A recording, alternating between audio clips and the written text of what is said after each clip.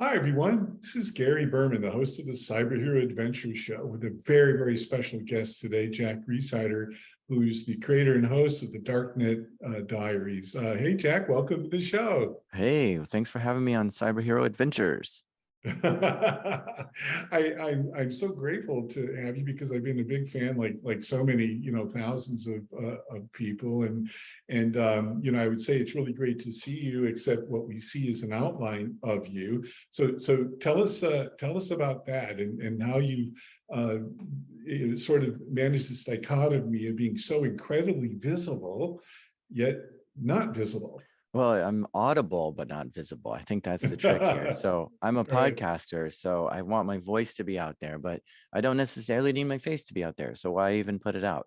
I'm a big believer in practicing and having online privacy and security. So I kind of have to, walk the talk there. I think early on, before I was podcasting, I was putting some YouTube videos out, and somebody saw like a landmark in the background, a mountain or something, and then kind of identified what mountain that was, and then figured out where I had filmed from, which direction. Oh. And then that led them to, see some other videos which had a different angle and all this kind of stuff. They found out which street I was on, which house I was in, looked up the county records, found my name, and then looked up where I worked, and then emailed me at work. I'm your biggest fan on YouTube. It's so cool at what you do. And I was just like, what? How? That's the scariest thing. So, ever since that moment, and I was very small creator at the time, so I was able to kind of undo all that and start fresh. And that's kind of where I am today, knowing that the internet is a scary place and people will hunt you down, and just sometimes it's for friendly reasons, but I don't want it to be for the wrong reasons. So I do try to keep some privacy online. And that's why I have kind of a shadowy looking thing here with the video that we're doing here on Zoom. I mean, that was an incredible origin story. And the sound you were hearing was my head exploding, because boy, talk about a fan, wanting to get to know you. Does that sort of get into the realm of what you might call like stalking or cyber stalking or anything like that? Yeah, absolutely. And I think it was kind of my introduction to what OSINT is, open source intelligence gathering, where the stuff that's already out there on the internet is enough information to find some very private details about someone. And that was kind of my first lesson on what OSINT is, by kind of being a victim of cyber stalking. Yeah. Wow, that's just nuts. And I've never really sort of said this out loud, but I'm pretty sure that I've been a victim of a series of those kinds of events. I can't really speak about them publicly, but I do understand, what you're talking about. So just prior to hitting the record button, you'd mentioned that your voice was used because you had so many great conversations at Defcon. What was your overall impression of the DEF CON experience? And you have a very unique perch to, I think, answer that question. Yeah, I mean, DEF CON is where I feel just really at home, This is Mhm. the annual the hacker conference in Las Vegas. I think this year there were 30,000 attendees, quite a Wow. lot. And yeah, I mean, there are people selling hacker tools here. There are talks and lectures on how to conduct hacks yourself. And it's a wild place to be, to experience, and just to see all of the people just breaking things right there in the open, showing and sharing and showing you how it's done.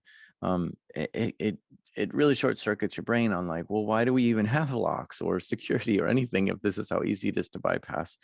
And so, coming out of there, it's always interesting because pretty much all my software and all my devices are saying that there's a new update available, because like Android and iOS and Mac OS and Windows and everything that I use is saying, "Oh, we have a new update. We have a new update." I always wonder, were there a whole bunch of vulnerabilities found at DEF CON and exposed, and now there's a whole bunch of updates for everything. I don't know, but it just seems like it's always aligns with that. Yeah, but yeah, I met a lot of people and heard a lot of stories, and I'm hopefully going to bring some home and share it on my show. What's super cool about that is there's been an evolution. Or let me check with you to see if you assess it the same way. That there's been. I went to DEF CON several years ago, and I autographed copies of my comic And I signed like over 3,000 copies because it turns out, hackers love, superheroes and video games and all those kinds of things. And one of the interesting sort of evolutions that I'm taking away, and see if you think this is the case, is the cooperation with CISA, and law enforcement at Defcon seems to be better than it was. Is that your assessment, or what do you think about that? Yeah, there used to be, I mean, it really felt like an underground community at first, like maybe criminal hackers, and there used to be this thing called Spot the Fed, which is, we don't want federal agents at this place. This is this is not a Right. place for cops to hang out because we're Right. sharing like some active exploits, and we don't really want that coming back to us. So, I mean, there used to be some animosity towards that, but I think it was somewhere around DEFCON 22 or 20 or something that we actually saw members of the NSA give talks and actually Right. the booth of NSA recruiting in one of the vendor areas saying, hey, we know you're sharp, come work for us, kind of thing. And that was really wild just to see them, very loud and clearly there amongst us. And so we kind of gave up on that game and pushing back on that sort of thing. Yeah, so it has evolved, and I think I mean I met quite a few people this weekend from just anywhere from police to law enforcement and federal intelligence agents and this kind of thing. So they are definitely there and in force, and sometimes making arrests, as in the case of Marcus Hutchins a few years ago, arresting him at the airport for allegedly making some malware when he was a teenager. Yeah, I remember that. And so what is like your perspective on let's say, a hacker, and besides just the, sort of obvious answer of money, what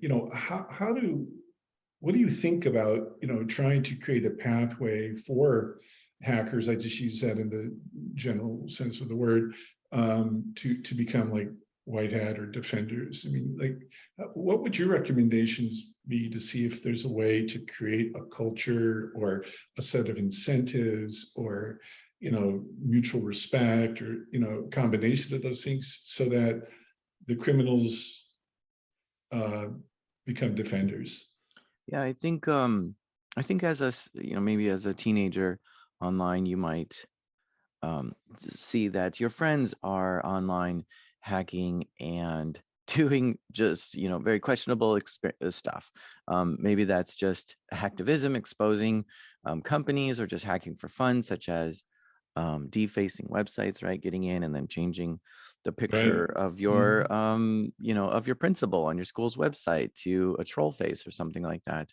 Like just the stuff goes all over. And I think what maybe teenagers might not understand is this this skill that they have is pretty interesting. It's pretty good, and there's companies all over that could use that skill, right? So Right. it's not like you need to um, do it in some sort of malicious manner. You can use that skill and hack into stuff and change things in a very positive way, because Right. there's places that are penetration testing companies that they go and assess a company and say, hey, is this, a company might invite them and say, hey, can you see if our website is hackable and all this kind of stuff.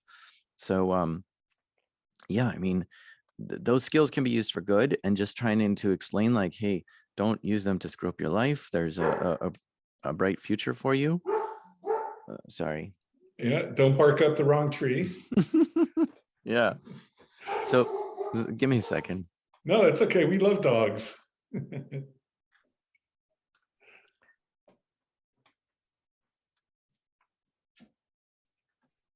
Well, this would be a perfect place for a word from our sponsor if we had one. Sorry about that. It's Yeah, okay. so yeah, just knowing that there's a bright future for you somewhere, and it doesn't have to be using your skills maliciously. You can use them for positive change. Indeed. And so going back to DEF CON and some of the villages that were there, I was on a call this morning with the chip manufacturer, and we were talking about the policy village. Did you happen to stop by the policy village or I the didn't policy? go to the policy village. I don't remember where that was. Yeah, it's an interesting thing. It's the first time that it was done. And I thought it was super cool having, a focus on the policies, of state, local, federal governments, because, they're all going through machinations trying to figure this stuff out, like what is data privacy, like you were saying a little bit earlier, and things like that. What's your takeaway for our audience, pertaining the role of policy or government regulations in this whole ecosystem? Oh yeah, it's I think we've seen all this unfold right in front of us, right? So, when I was a teenager or even just a young child, none of this was like a thing, right? We didn't have the internet, it just didn't exist. And to just go from like computers not existing in our daily lives to now just completely everywhere. Right. They're in our pockets, they're at our, doctor's office, there's everywhere. Um, is a wild transformation to just watch firsthand.